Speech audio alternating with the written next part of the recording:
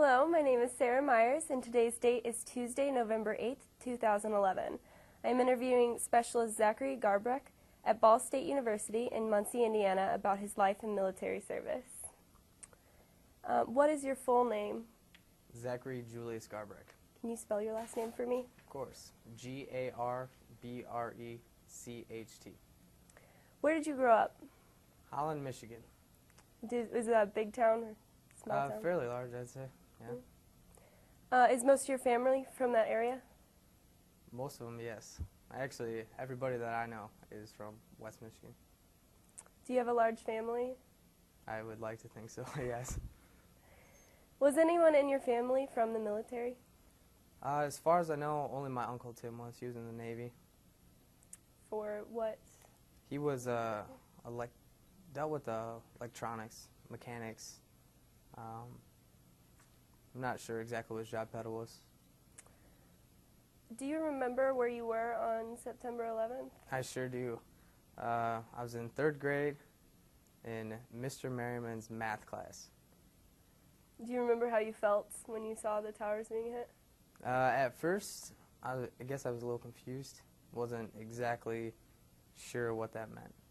And then as the more it went on, the news reports came out, then started feeling a little unsettling. I think probably being in 3rd grade that young, it was more of a upsetting feeling because everybody was chaotic.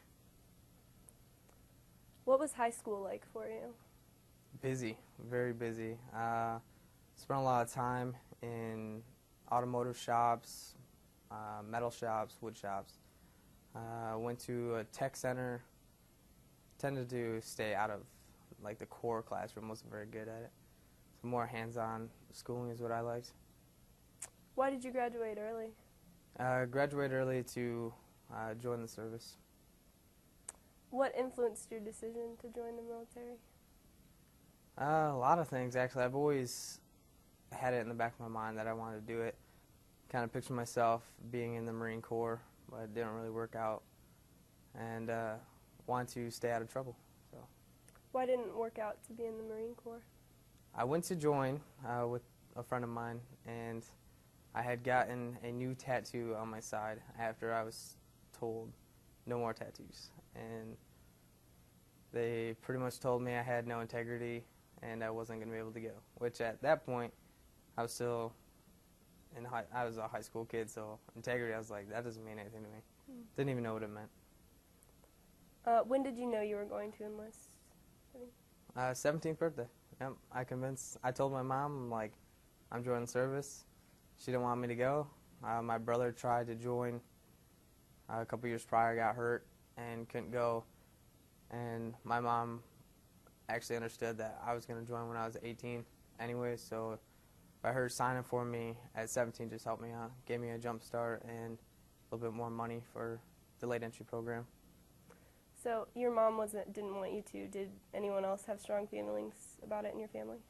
No, not really. Everybody was pretty supportive. My brother was really excited for me. Something he couldn't do, I was going to be able to do.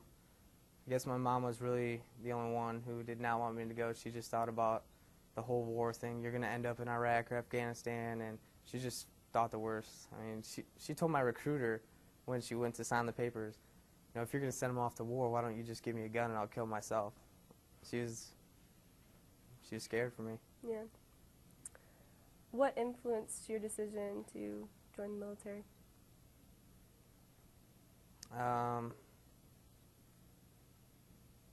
That's a good question. Commercials? The thought, I guess, I like the idea of being a soldier. You know, what a soldier looked like and what they did. I really didn't understand it. It's like, that just looks cool, you know, I want to do that. A lot of people say that, like, video games and media influenced a lot of people. Would you say it's the same? It's kind of hard to say now. I don't really play too many active shooter games anymore. I did a lot. I guess I could see that, yeah, part of it. So once you got into the military, what were your experiences in basic training? Well, basic training was definitely a wake-up call. Early morning, late nights, lots of drill sergeants yelling, 2 minutes to eat, maybe a minute to shower if you were lucky, and training all the time. It was good though, as long as you did what you were told, right place, right time, right uniform. It seemed to be pretty easy. What were your thoughts and feelings during the first day of training? First day of training, I got off the bus. They marched us into a bubble. There was one drill sergeant out there. We went into a big dome-like building, and it was just this one drill sergeant. He was talking to us very nicely, welcoming us to the area, and we grabbed our bags. We had 2 big duffel bags, and we walked in, and as soon as we walked in the door, another big overhead door opened. About 15 drill sergeants came out and just started swarming through the ranks, yelling at people. It was terrible. People were crying, and I was like, what just happened? I guess I was startled, probably scared a little bit. I had no clue what was going on. What kind of things did they say to you? You're not in your mommy's house anymore. We're going to teach you how to be men. You're in my world now. It was intense. How long did basic last? My basic training was 10 weeks. What was the most important thing you learned there? I'd say loyalty. Loyalty was a lot of it. You have to work, loyalty and teamwork, which for the military kind of go hand in hand. You can't get anything done by yourself in the military, not a single thing. You're always going to need somebody. And you have to be loyal to your peers, subordinates, and seniors if you want to keep that team cohesion. Can you run me through a typical day of basic? Basic training? Yeah, wake up would be, for me anyways, was between 4:30, 5 o'clock. Get up, first formation downstairs. And if first formation was at 5 o'clock, by 5:15 we'd march to the chow hall. Be the chow hall 5:30, and we'd have a half hour for about 200 soldiers to go through, which breaks down to about 2 minutes apiece. Once you're in line, get your food, you sit down. Drill sergeant say 2 minutes. You all eat. Then they'll give you the countdown of 1 minute, 30 seconds. Stack your trays. Go through the line, form up, back outside. Once you're done with that, march back to the barracks, and you'll start your training for the day, whether it be ranges, ruck marches, combatives, classroom work, and it was typical to do maybe a class inside and then an outside event in a day, and run back through chow again and take showers, go to sleep, do it all again. What was the most important lesson you learned from your drill sergeants? Most important lesson: shoot, move, and communicate. Most definitely. Did they tell you that often, or just... All the time, especially in the training events. You have to shoot, move, and communicate. Communication is key. If you have, that will be the biggest thing that fails in every training event, for training, active duty, or even real life scenarios. If you ask any soldier who's been at any kind of event what could have been better, it will always be communication, no matter what. Do you have any role models who are officers or NCOs? Yes, I do. NCOs, Sergeant Michael Zimmerman. He was a team leader when I got to Fort Leonard Wood in 2008. He was my team leader in Iraq for a little bit, my squad leader in Iraq. He's just always been there for me, taught me a lot. Also, Sergeant John Hoyne, he was another squad leader of mine in Iraq, took me under his wing. Sergeant Robert Cannon, Sergeant First Class. I worked a lot with him in Iraq. I was his driver, worked in the command post with him, taught me a lot of admin and tactical stuff. And I guess the only officer I can really think of would be Lieutenant Justin Mills, second lieutenant. He was second lieutenant when he got to Iraq, straight out of ROTC and OCS. And then he came there. We brought him in, got promoted first lieutenant, and I was his driver as well. So worked with him all the time. What made them good role models for you? Good examples, Yeah. But standards. Sergeant Zimmerman, Sergeant Hoyne, and Sergeant Cannon were always by the book standards. They never let anything slide. They didn't veer at all. They're epitome of NCO. Where did you live while in basic? I lived in a barracks. Looks like a huge apartment building, the old school World War II style barracks. A lot of my peers, I'm finding out now, lived in nice little trailers or big starship barracks, newer age stuff. Mine was a big open bay with 54 people, one shower, one bathroom.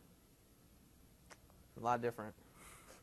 What did you do in your spare time? In basic, slept as much as I could. I was always trying to sleep. There was no sleeping during the day, so if I had 5 minutes, I'd crawl underneath my rack, stick my hands up in the mesh underneath the bed. So the drill sergeants came through and said, "Hey, Private, what are you doing?" I was just tightening my rack. Drill sergeant, just tightening my sheets. Anything I could do to get some shut-eye. Once you were done with basic, what was your first unit you were part of? Active duty? Yeah. 512th. Well, actually, I was in the 13th Military Police Company for about 2 weeks. And then I got switched over to 512th before I was even done in processing. What did you do there? The first 2 weeks I was in 13th, just in process, Fort Leonard Wood. Draw gear from CIF, go to the hospital, do my check-ins, blood draws, get any equipment I would need, get familiar with the base. And then about the time I was done with that, moved to 512th MP Company because they needed soldiers. And we started out working law and order right away. So came out of basic training, started working law and order on Fort Leonard Wood. Was there specialized training required for those? For law and order, yeah. We would go through MPTP training, IRF certifications, pretty much just certification classes to work the road. Techniques on handcuffing, different paperwork forms, standards for working with domestics, child abuse, a typical traffic stop, everything that a law and order officer would do, we'd go over. What was your reaction upon hearing that you were going to be shipped overseas? I was excited. I was very excited. I wanted to go sooner. As soon as they told us, we had like an 8-month waiting. I was like, let's go now, I'm ready. Of course, we weren't, but I was really excited to go. I'm glad I got more training prior. What were your expectations? Of deployment? I had none. I wasn't sure what I was getting into. All I heard was what was on the news or what other people had told me. And every deployment's going to be different for every soldier. How did your family react? My brother was excited. My grandparents were really supportive. Say my mom was a wreck. My mom and my sister were definitely a wreck. Very nervous for me.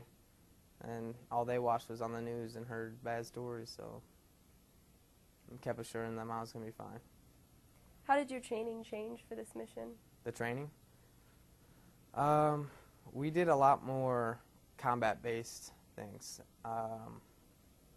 Specific training for what we were going to be tasked with. Unfortunately, we didn't know exactly what we were going to be tasked with when we got to Iraq. So we did police transition training, teaching ourselves how to teach Iraqi forces. And then we did that for a while. We also did one big training event at Camp Gruber, Oklahoma. That was a joint event with our whole company running different style combat missions. Can you give me any examples of what you did?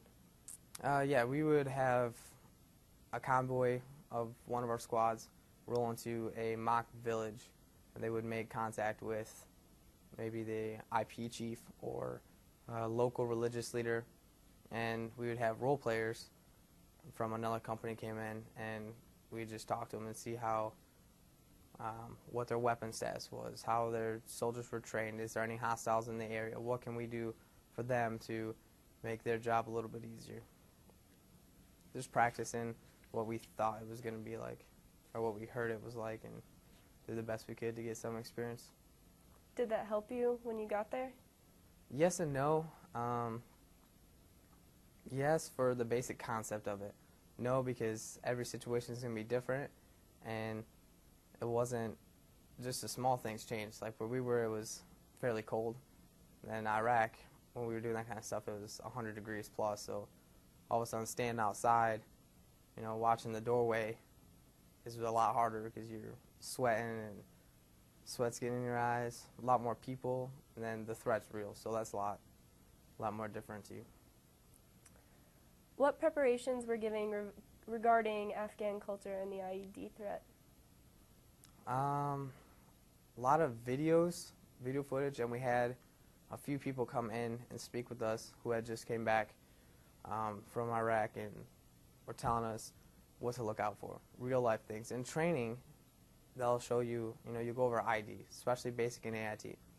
Well, the training they go over basic and IIT, they make it seem like the IED is going to be in the middle of the road. Like the training convoys you go on, they'll plant a fake mortar directly in the middle of the road on top of the ground so you see it. So that's what you get used to, like picking out, oh, there's a mortar, oh, there's some wire, because you can see it. In Iraq, you can't see. They're not going to do that. And if you do see a mortar in the middle of the road, it's a hoax IED. It's not real. So you're going to stop, and then you're going to get hit by a real one. I mean, that's probably the biggest problem with the preparation we had, difference from basic training to active duty. Active duty, they'll hide it. And then you'll get hit with a simulator, and it will scare you. So they try to prepare you a little bit better than they do in basic.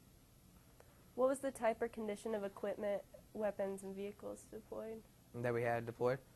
Vehicles, we had the new Max Pro MRAPs, the mine-resistant ambush-protected vehicles. They're like Humvees on steroids.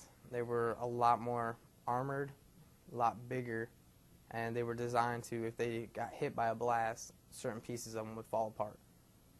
The Caymans is another type of MRAP that some of our company had.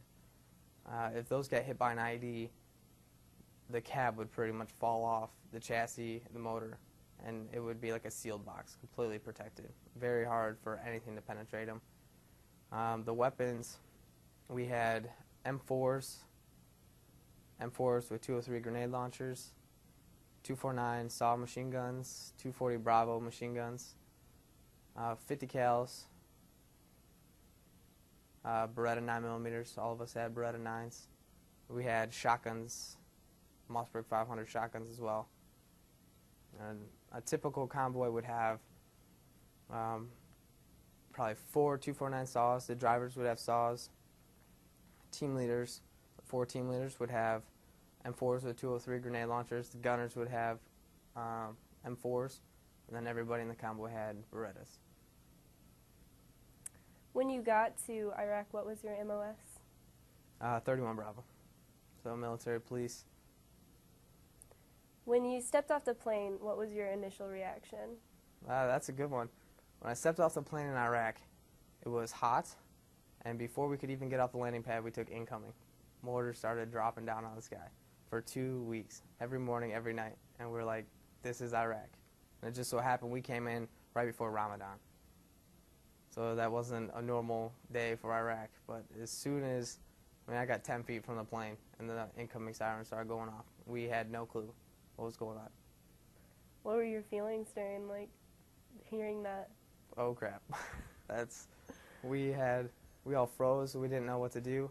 90% of my company that deployed were brand new, either within a year or two out of training. So we had no combat experience. And the senior leaders, they were like, we got to go to a bunker. So we just left our bags and grabbed our weapons, went to a bunker.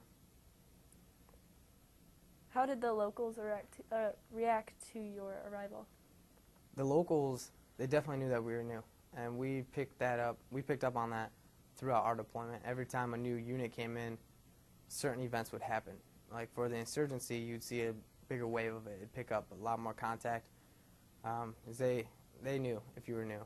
They keep eyes on you.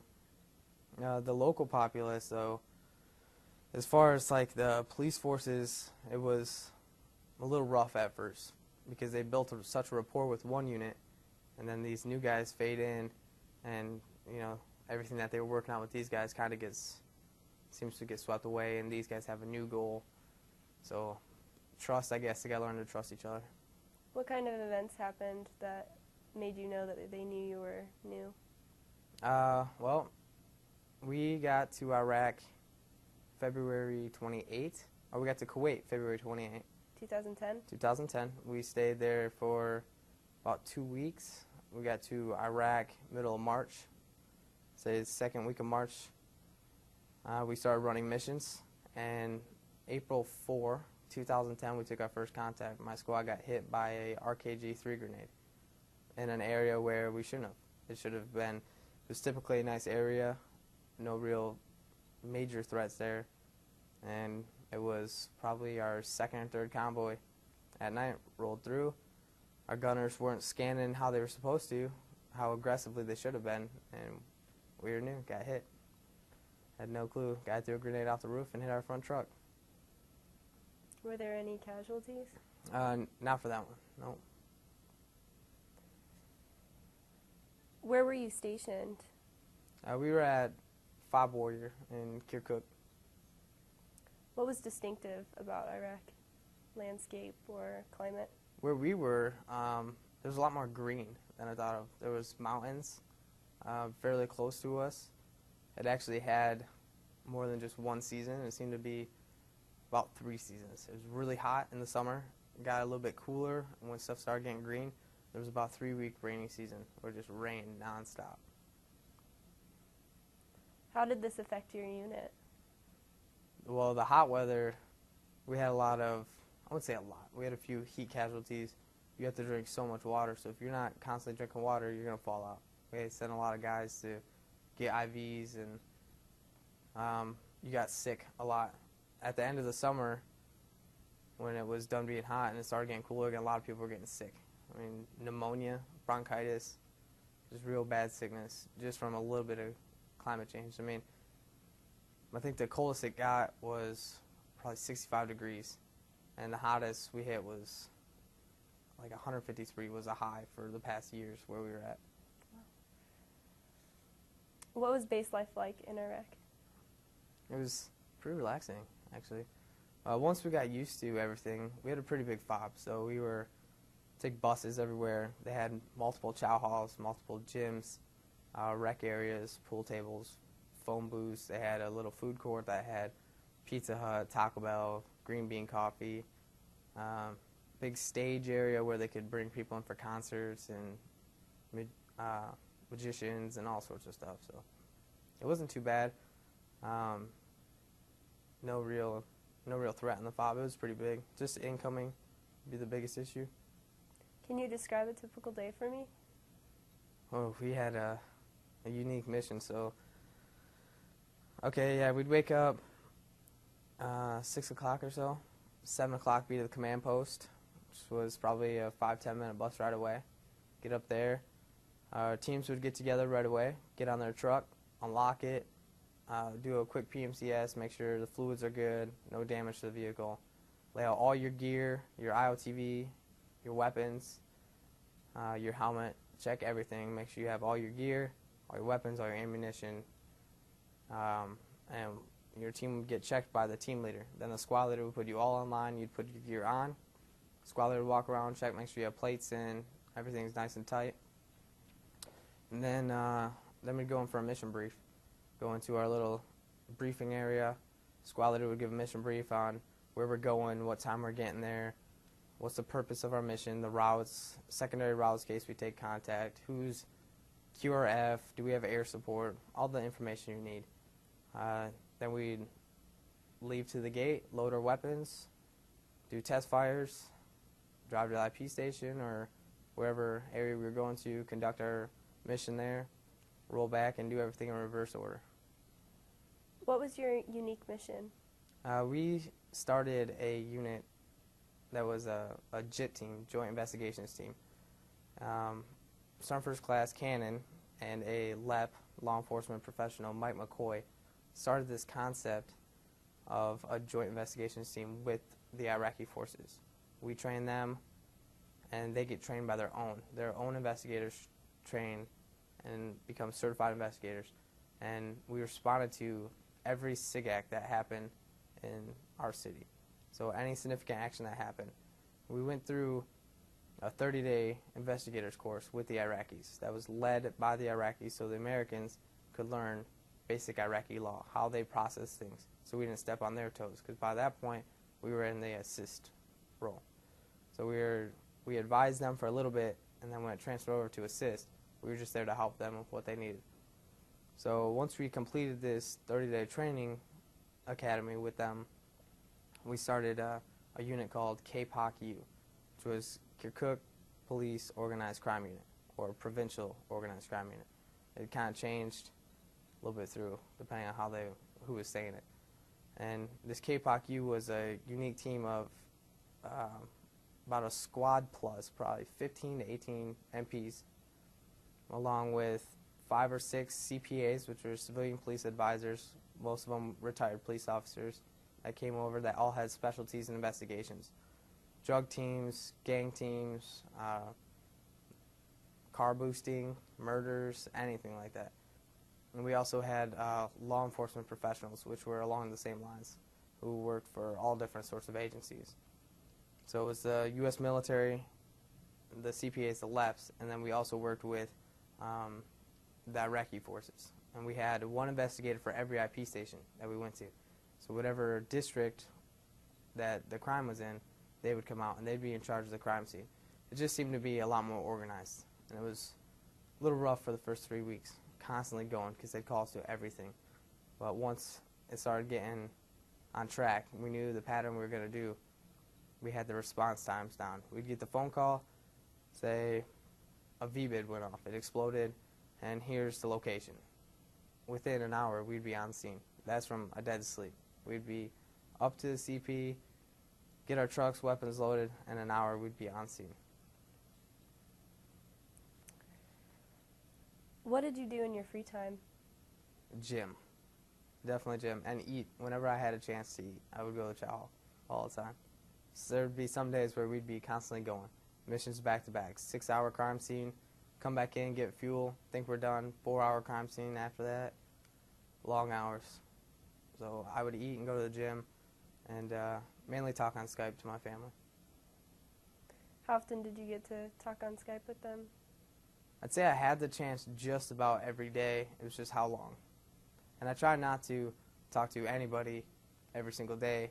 I didn't want them to get used to that or me get used to that. And then all of a sudden a week goes by and I'm on a mission and can't talk to them. People get worried. So 3 to 4 times a week, try to talk to people. Was it mostly your family or friends? Or? Mostly my mom, my brother, sister, and a couple friends, real close friends. Were there any religious groups on base? As far as, yeah, there were churches and any kind of religion that you would have for the U.S. military. There was some form of chaplain or minister of whatever sort of religion. You could get religious. Did you attend any? No, I did not. What were the basic weapons and major items of equipment you used? Basic weapons, the M4s, 9 millimeters of force, and probably 240 Bravos for our trucks. Equipment, I guess our Max Pro Pluses, which were equipped with the FBCB2s, the computer systems inside. They had the CVRJ systems, which is the electronic warfare, to jam radio frequencies for IEDs of that sort. And then our basic gear was the IOTVs, the Kevlar with the plates, our helmets. I think that'd probably be the most of it. Were there any shortages or maintenance problems with these? Maintenance problems? Not really. We had a good motor pool. We fell under 3rd ID for a little bit, and then 212th Cavalry came in. They took care of us pretty good. We also had our own mechanics, so that was real nice. Anytime, day or night, if something was wrong with our trucks, we had our own personal mechanics attached to each platoon that they could fix it and go. And we had a commo person and a commo person mechanic for every platoon. So if anything happened at any time, we could call them, and they'd be there to fix it. Why do some people say that MP stands for multi-purpose rather than military police? I would have to agree that it does stand for multi-purpose. MPs, a lot of people would think of MP, military police. You're a police officer, so you write tickets and do stuff like that. But we have such a wide variety. We do PSD, personal security details. We do convoy escorts. Of course, law and order when we're in garrison, or even law and order deployed. We can do investigations. And then you have, just in the MP Corps, you have K9, MP K9 that do narc and bomb dogs.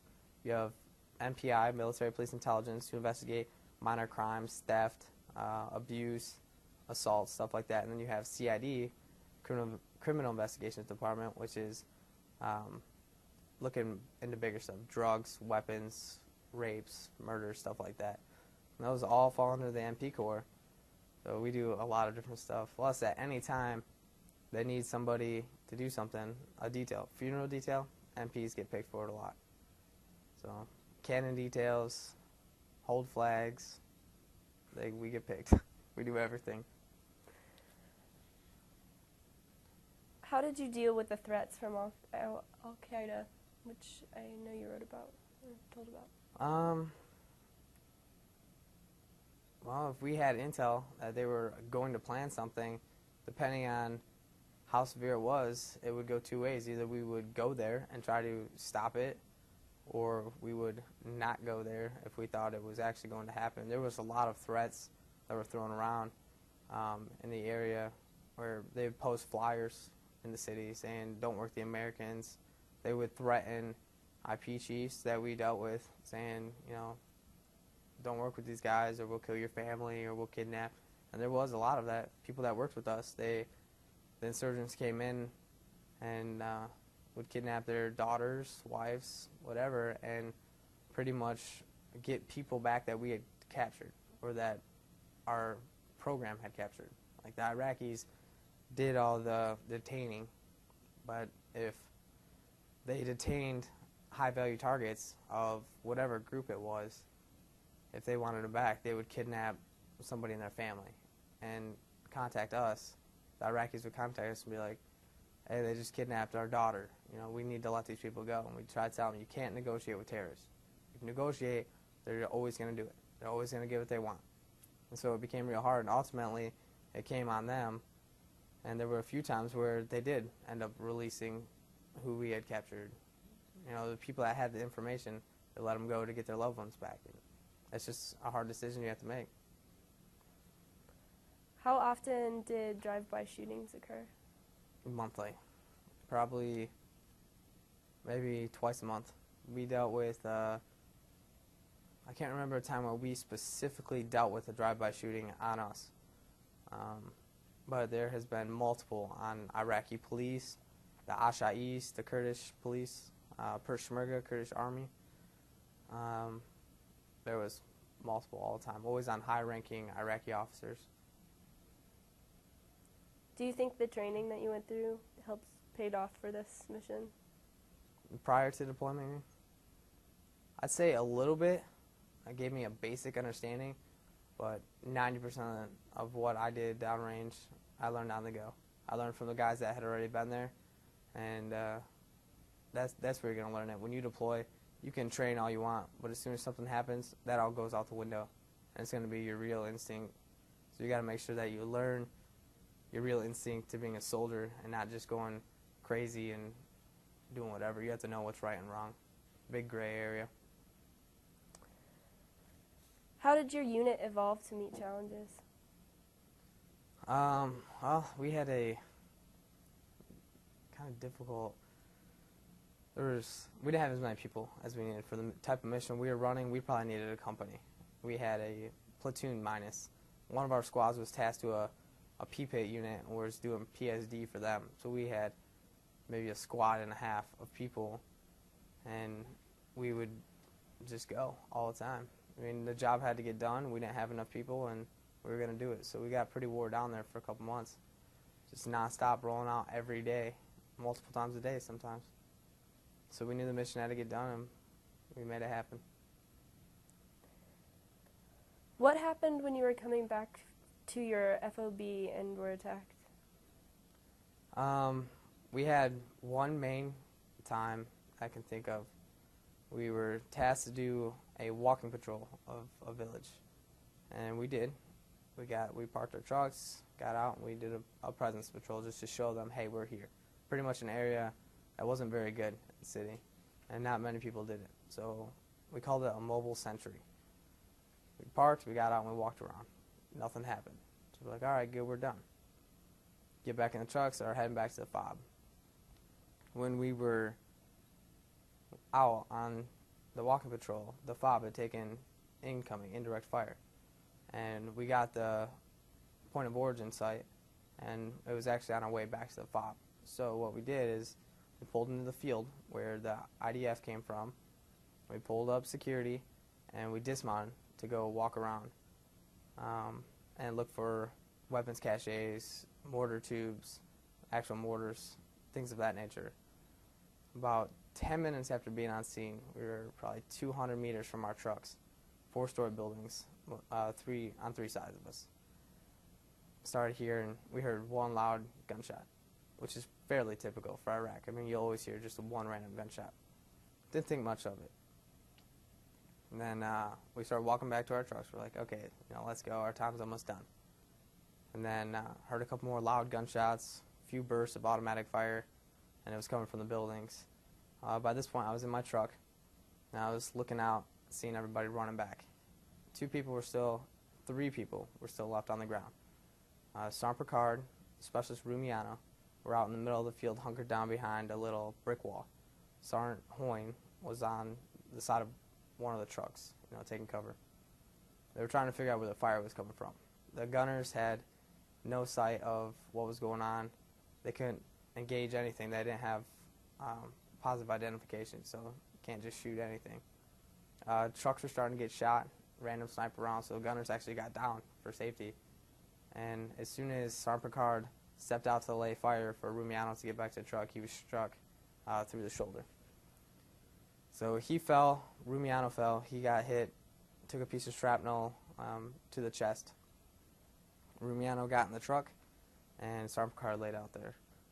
At this point, my squad leader, Sergeant Zimmerman, we had us move our trucks. We moved our trucks for a little bit more security, and we had no idea where the fire came from. We knew it was coming from 3 different sides, and we had no idea where any of these snipers were or the guys with automatic weapons. So he instructed me to dismount my vehicle. I did. Left my saw in there. I was the driver at that time. Left my saw, dismounted, ran out into the field, and dragged Sergeant Picard back to the truck. Then dropped the ramp.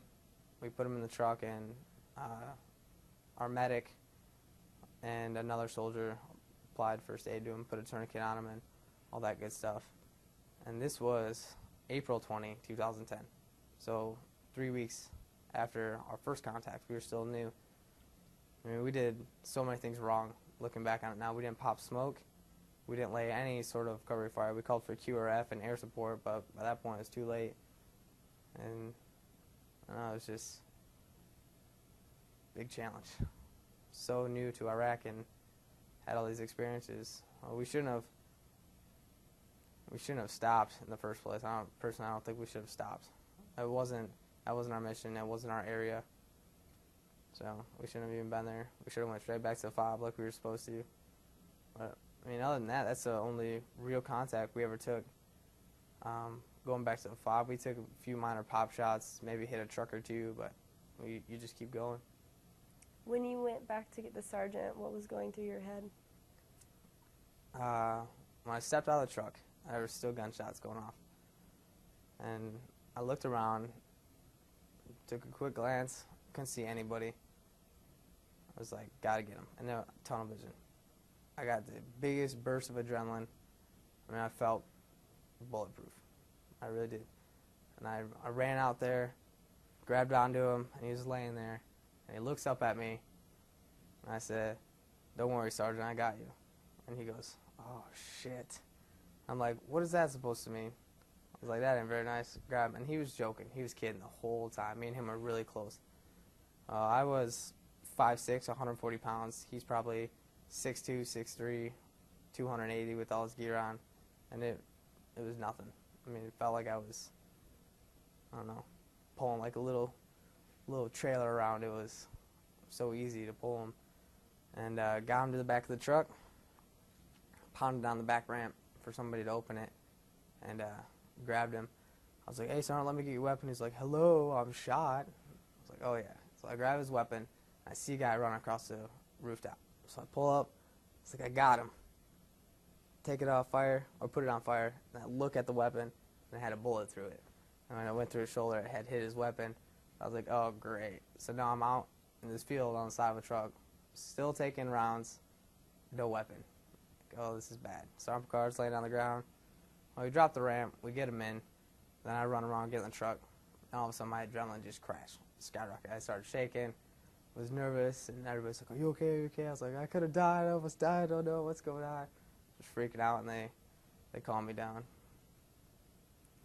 You injured your back doing this, is that correct? That's correct, I did. How long did it take you to recover? I'm still not recovered. Initially, the only thing I can figure out, the initial injury was 2 dislodged ribs and a little bit of torn ligaments. And what happened when I grabbed him, because he was so big, when I turned and ran at the same time. And the way it twisted my torso, it actually ripped 2 of my ribs from my, right by my spinal column, tore the ligaments. I went to the hospital when I got back to get checked out, and we just didn't have good medical equipment at that particular hospital I went to. They told me I just straightened my back, not to worry about it. So for the next 5 months, I just ran mission, and it hurt. I mean, I had trouble sleeping, breathing, doing push-ups, sit-ups, running, anything.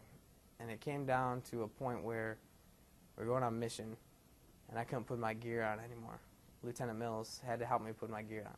My platoon leader had to help his soldier put his vest on so I could go outside the wire. And he told me he didn't want me to go.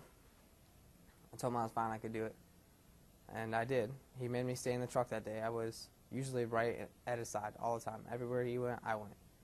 But he had me stay in the truck that day, came back, and he dropped me off at the hospital and got checked out, did some x-rays, and found out that I had a lot more damage than I thought I did. So now, they put me in the command post for probably 2 months, and I became the NCOIC of the command post, and it was a great time. Trying recovery, but all I wanted to do was get back on a mission. Everything these guys were doing with KPOC-U, it's like I have to be out there. I was going crazy sitting in an office. I'm like, this isn't me. And I had the chance to go home. I didn't. They're like, you have a free pass to go back to the States. It's like, I'm going to stay with my guys, even if I have to stay on the FOB. Well, I guess I got my wish, because I stayed with my guys, stayed on the FOB about 2.5 months to go on my deployment. I went to my doctor and faked it till I made it. Told him I'm better, I'm fine. Played his little game, went in so much pain. He put me through all these range of movement exercises that I really couldn't do, but I did, just so I could go back on a mission. So I stopped with the painkillers, the muscle relaxers, the physical therapy, went back on a mission, was in so much pain, never told anybody, got back here to the States, and now I guess quite a few months later, went to get an MRI. I have 2 dislodged ribs, 6 inches of torn ligaments, fractured spinal column, ruptured disc, and corrosion in between 2 of my vertebrae in my lower back. All because I wanted to be high speed and stay on mission. Is it going to affect you later in missions? I believe it is.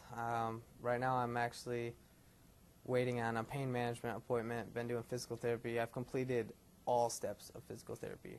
Electroshock, range of motion, traction therapy, stretching my spine, trying to get stuff to heal.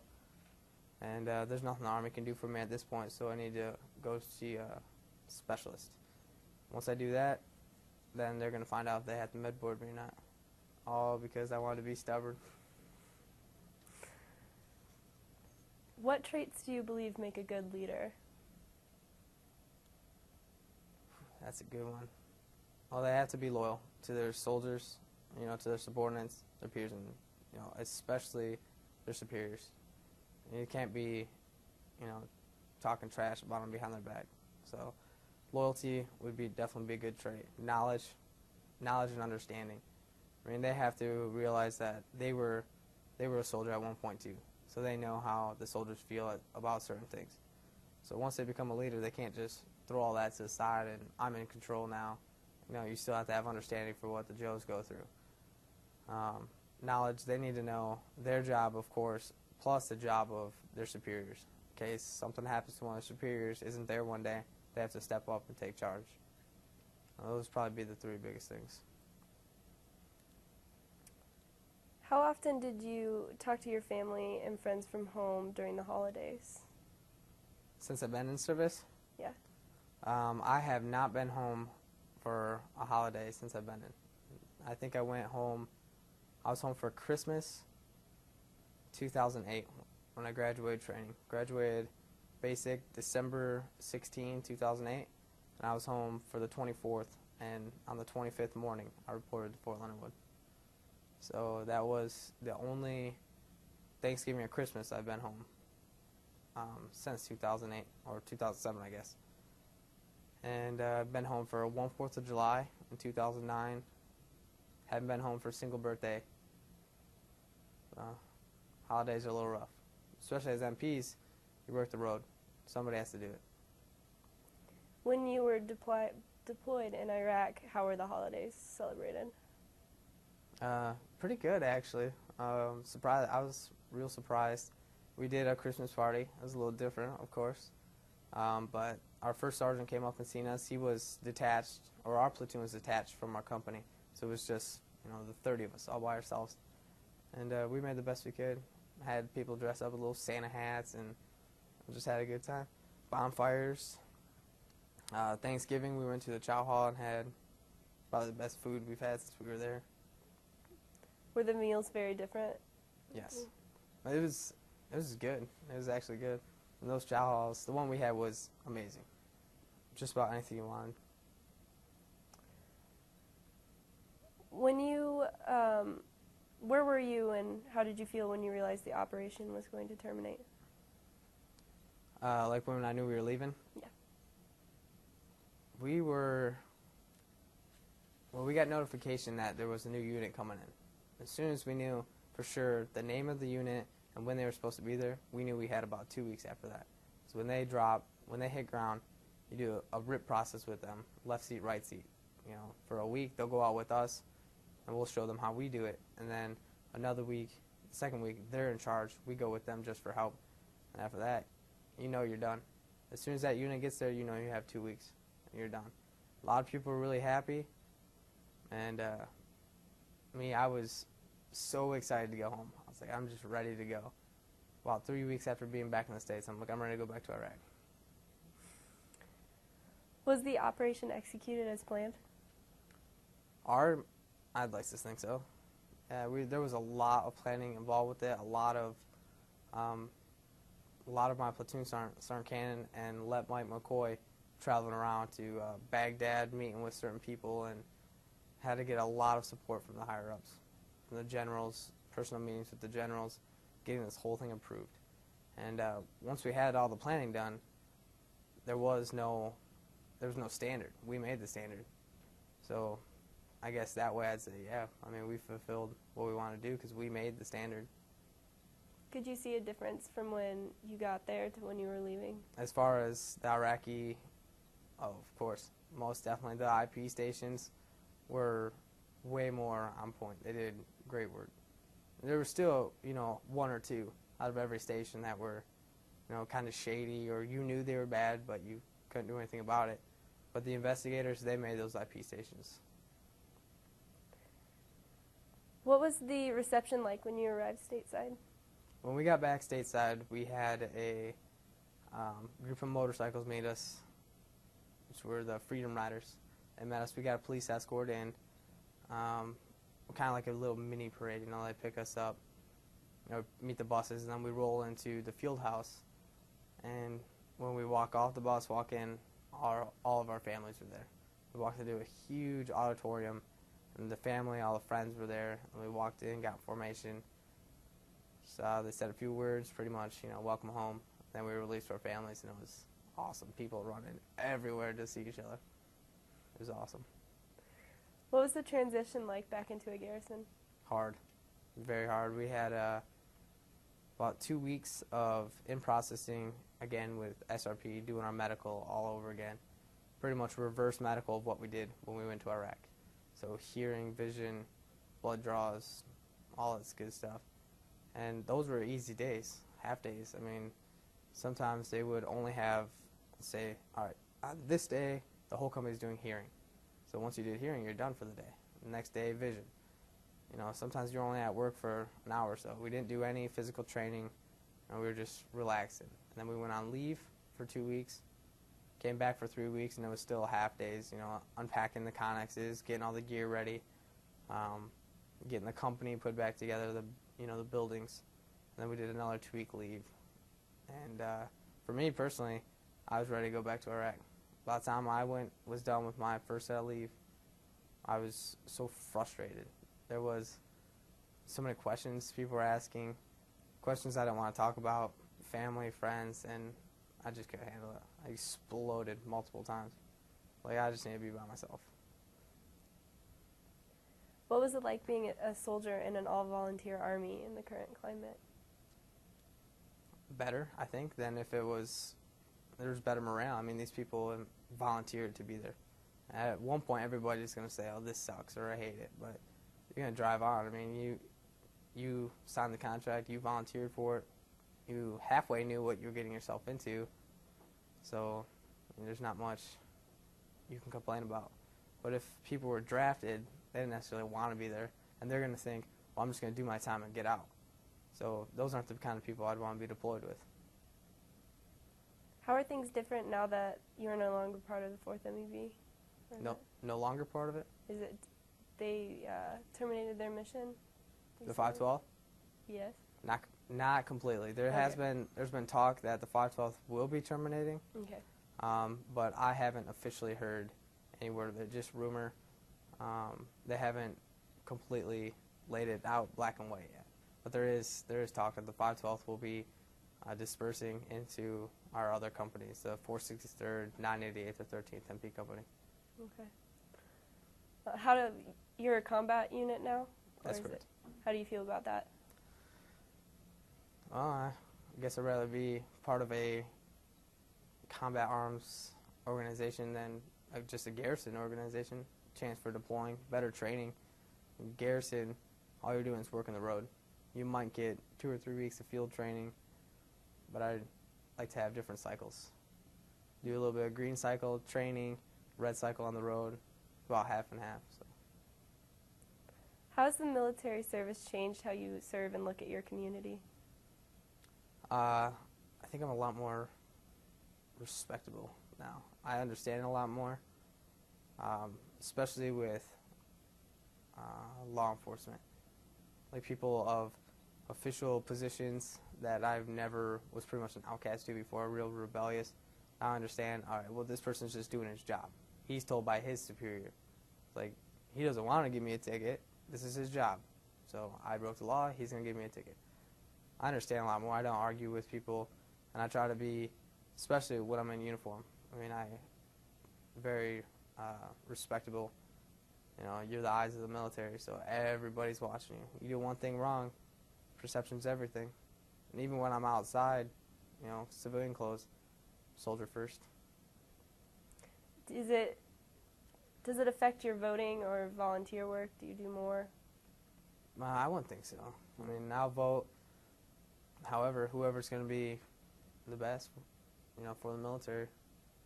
That would be my big thing for voting. What's the possible president views on the military? What's he going to do to the military? If he says he's going to cut the military in half, then probably not the guy I want to go with, you know. But volunteer work, I do a lot of volunteer work when I have time.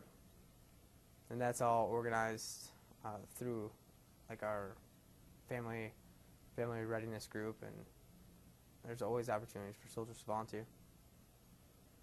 Before we close, is there anything about your life or military career we haven't talked about that you would like me to know? I think that about covers it. Well, on behalf of myself, my family, and Ball State University, I want to thank you for participating in our project and serving our country. Of course, thank you. Thank you.